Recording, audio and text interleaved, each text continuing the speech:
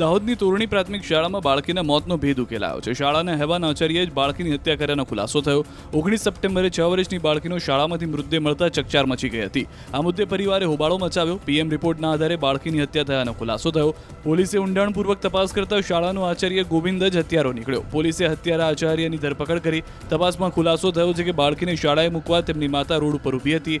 ત્યારે શાળાના આચાર્ય ગોવિંદ કાર લઈને ત્યાંથી નીકળતા બાળકીની માતાએ આચાર્ય પર ભરોસો મૂકી કાર ઊભી રાખવાની અને બાળકીને તેની સાથે સ્કૂલે મોકલી હતી.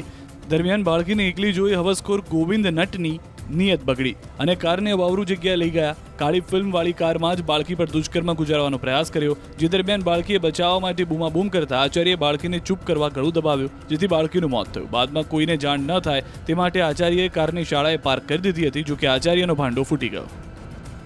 કે સવારે આશરે 10:20ની આજુબાજુમાં પ્રિન્સિપાલ ગોવિંદભાઈ નટ પોતાની ગાડી લઈને સ્કૂલે જતા હતા. ત્યારે એની માતા રસ્તામાં બાળકીને લઈ અને ઊભા હતા. એમણે આ પ્રિન્સિપાલની ગાડી રોકાવી અને એમની ગાડીમાં આ દીકરીને બેસાડી દીધેલી. ત્યારબાદ સમગ્ર ઘટના એવી બની કે આ પ્રિન્સિપાલે રસ્તામાં કોઈ સ્થળે બાળકી સાથે દુષ્કર્મ કરવાના પ્રયત્ન કરતા બાળકીએ બૂમાબૂમ કરવા લાગેલી અને એનું મોઢું દાબી દેવામાં આવેલું, જેના કારણે શ્વાસ રૂંધાવાથી બાળકી બેહોશ અથવા તો મરણ ગયેલી. ત્યારબાદ આ પ્રિન્સિપાલ પોતાની ગાડી, જે સંપૂર્ણપણે કાળા કાચવાળી ગાડી રાખે છે, આ પ્રિન્સિપાલે પોતાની ગાડી શાળામાં જઈ નિયત જગ્યાએ પાર્ક કરી લોક કરી દીધેલી. સાંજના આશરે 4:45 એણે ગાડીના કાચ થોડા ખોલી નાખેલા, જેથી કોઈ વ્યક્તિ જોવે તો એવું પ્રસ્થાપિત થઈ શકે કે ગાડીમાં પૂરાઈ ગયેલી. આ ઉપરાંત જ્યારે શાળા છૂટી ત્યારે પ્રિન્સિપાલે બધાને રવાના કરી દીધા અને પોતે પોતાના હાથેથી ઉપાડી આ બાળકીની લાશને જે જગ્યાએ મળી ત્યાં મૂકી દીધેલી અને બાળકીનું દફતર જે એની ગાડીની લેગ સ્પેસમાં પડી ગયેલું અને ચપ્પલ પણ ત્યાં નીકળી ગયેલા ગાડીમાં, એ ઉપાડી અને બાળકીના વરખંડની સામે ખૂણાવાળી જગ્યાએ મૂકેલું. જે અમારી પૂછપરછમાં બાળકોએ સ્પષ્ટપણે જણાવ્યું હતું કે આખા દિવસ દરમિયાન આ દફતર અહીંયા નહોતું.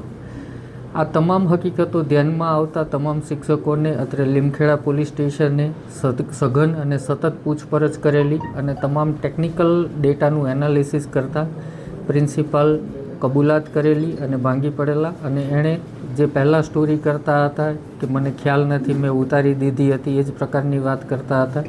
એ તમામ બાબતોમાં સત્ય સામે આવ્યું અને આ સંપૂર્ણ કૃત્ય પ્રિન્સિપાલ દ્વારા કરવામાં આવેલું હતું અને તેમના દ્વારા આ રીતે આ દીકરીની જે લાશ છે એનો નિકાલ કરવામાં આવેલો હતો.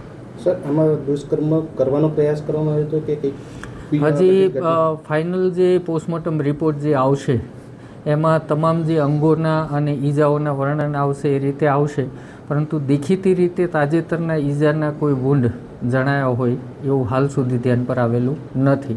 એમ છતાં બાળકીના અડપલા કરવા અથવા દુષ્કર્મનો પ્રયત્ન કરવો જે બાબતની કલમો ઉમેરી અને એની કાર્યવાહી હાથ ધરવામાં આવશે.